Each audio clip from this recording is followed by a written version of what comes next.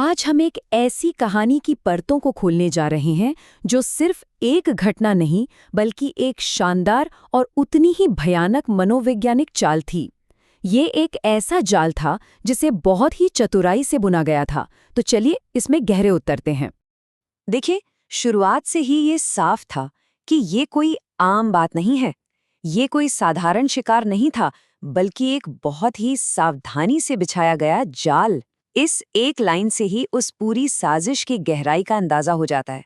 मतलब हर चाल पहले से सोची समझी थी। कहानी शुरू होती है एक घने जंगल के बीचों बीच। राम एक सुनहरे हिरण का पीछा कर रहे हैं। एक ऐसा हिरण जो देखने में अद्भुत है लेकिन पकड़ में ही नहीं आ रहा। पर जैसा कि मैंने कहा, इस शिकार का असली मकसद कुछ और ही था। तो असली खेल भागने भगाने का था ही नहीं। खेल था राम को उनकी कुटिया से, उनकी सुरक्षा से दूर, बहुत दूर ले जाने का। हिरण का हर एक कदम, हर एक छलांग बस इसी दूरी को बढ़ाने के लिए थी। ये एक सोची समझी रणनीति थी जिसमें अकेलापन ही सबसे बड़ा हथियार बनने वाला था। और यहाँ राम के मन में पहला शक पैदा होता है। वो हिरण की खूबसूरती से हैरान तो हैं, लेकिन साथ ही साथ उसकी बनावटी होशियारी को भी भांप रहे हैं। उन्हें महसूस होने लगा था कि इस जानवर की चाल ढाल में कुछ तो गड़बड़ है, कुछ अप्राकृतिक सा है। तो अब ये मनोवैज्ञानिक खेल अगले पड़ाव पर पहुंचता है। अब ये सिर्फ एक पीछा नहीं रह गया था, ये एक तनाव से भरी परीक्षा में बदल रहा था। सोचिए जरा, वो हिरण सिर्फ भाग नहीं रहा था, वो तो राम को उकसा रहा था, उन्हें थका रहा था, उन्हें चिढ़ा रहा था। कभी पहाड़ी पर चढ़कर देखना तो कभी आंखों के सामने से ओझल हो जाना। उसने पूरे जंगल को जैसे एक भूल भुलैया बना दिया था।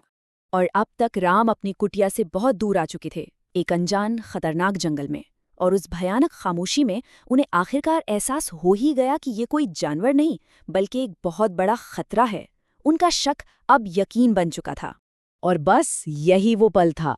राम ने तय कर लिया कि अब ये पीछा खत्म हुआ। अब वो इस धोखे का आमने सामने से मुकाबला करेंगे। अब खेल शिकार का नहीं बल्कि टकराव का था। यहां से कहानी का सबसे विस्फोटक मोड़ आता है। एक ऐसा मोड़ जहां शारीरिक और मनोवैज्ञानिक दोनों जाल एक साथ काम करते हैं। ये सीन जैसे तनाव को अपने चरम पर ले जाता है। एक पल में वो खूबसूरत माया टूटती है और भयानक सच्चाई सामने आ जाती है। राक्षस मारीच का असली रूप में आना इस साजिश के पहले चरण का अंत था। मरते मरते भी वो राक्षस ये जता गया कि उसकी मौत भी इस प्लान का एक हिस्सा थी। मतलब राम की जीत असल में एक बड़ी हार की शुरुआत थी, क्योंकि असली खेल तो अब शुरू होने वाला था। और ये इस पूरी साजिश का सबसे दिमागी और सबसे डरावना हिस्सा है। देखिए, भौतिक जाल तो टूट गया, लेकिन अब एक ऐसा जाल बिछाया जा रहा था जो कहीं ज्यादा खतरनाक था, आवाज का जाल। अब सारा ध्यान उस कुटिया की तरफ घूम जाता है जो अब पूरी तरह से असुरक्षित हो चुकी है और जहां उस राक्षस के आखिरी दाव का असर होने वाला है। ये मारीच था, बिल्कुल राम की आवाज की हूबहू नकल करते हुए। ये मदद के लिए एक ऐसी झूठी पुकार थी जिसे सिर्फ और सिर्फ दहशत और भ्रम फैलाने के लिए ही डिजाइन किया गया था। ये एक सीधा सीधा मनोवैज्ञानिक हमला था।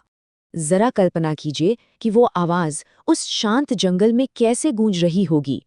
उसका एक ही मकसद था, डर पैदा करना और लक्ष्मण को एक ऐसा फैसला लेने पर मजबूर करना जो वो कभी नहीं लेना चाहते।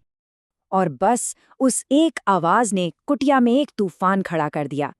एक तरफ सीता की चिंता और भावनाएं थीं और दूसरी तरफ लक्ष्मण का तर्क और कर्तव्य। दोनों अपनी अपनी जगह सही थे, लेकिन हालात ऐसे थे कि कोई भी फैसला गलत साबित हो सकता था। हम इस विश्लेषण को इसी मुश्किल सवाल पर छोड़ते हैं। लक्ष्मण के फैसले पर ही सब कुछ टिका हुआ था और उस राक्षस की चाल पूरी तरह से कामयाब होती दिख रही थी। ये दिखाता है कि कभी-कभी एक आवाज किसी भी हथियार से ज्यादा घातक साबित हो सकती है।